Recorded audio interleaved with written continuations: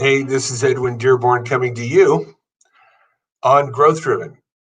And I want to talk to you about a branding definition, what I refer to as the branding triangle. It's a triangle where a lot of people get lost, but here I want you to find out more about it.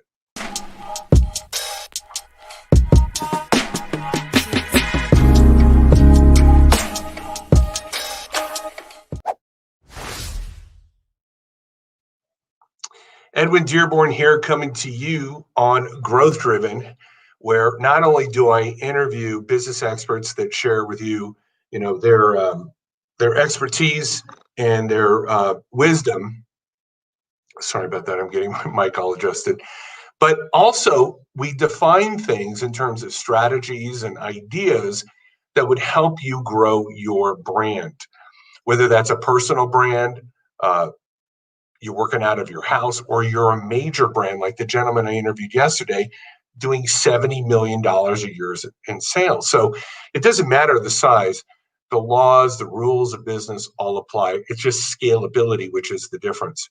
And one of the things that I find that is not really understood is, well, what is branding? And there's so many books on it, but I want to kind of define that branding is not just a one-off activity, that it is a continuous activity of how you build trust. And I want to share with you a document that I wrote about several years ago in my book called Power Branding Secrets.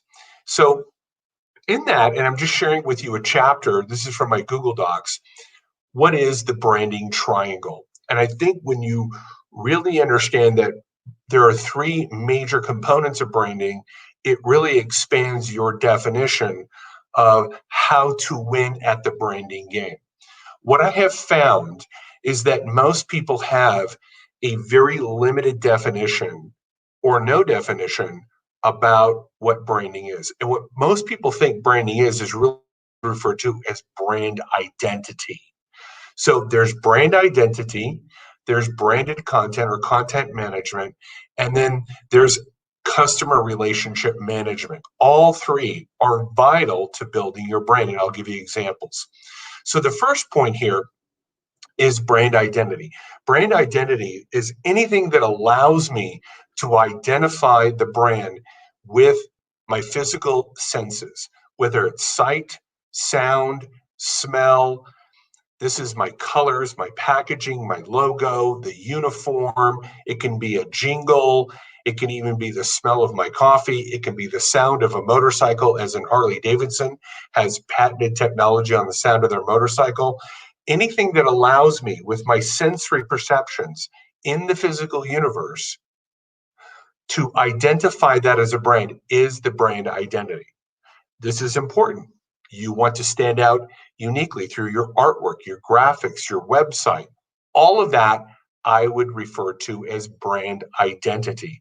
So that's the first part of the triangle is, can I even visually or audibly identify you as a brand? So that's, you want to get all of that right. You want to work with professional artists, professional content creatives that know how to create a distinctive brand that not only makes you stand out and rise above the noise, as David Breyer would say, but also it resonates with them and go, that's a brand that I want to consume. So it's important that you get your brand identity done. But we all know that you can have a great logo, a great website, and still fail as a business. So the second part is, well, what are you doing to communicate as a brand? And I would call that branded content or content management. And that would be the second part of building a brand. People that have mastered this are people like Grant Cardone and Gary Vaynerchuk. They're putting out a lot of communication, a lot of content, great visuals, great videos, shows. There's just content. And they've built brands around the content. So very important unlock here.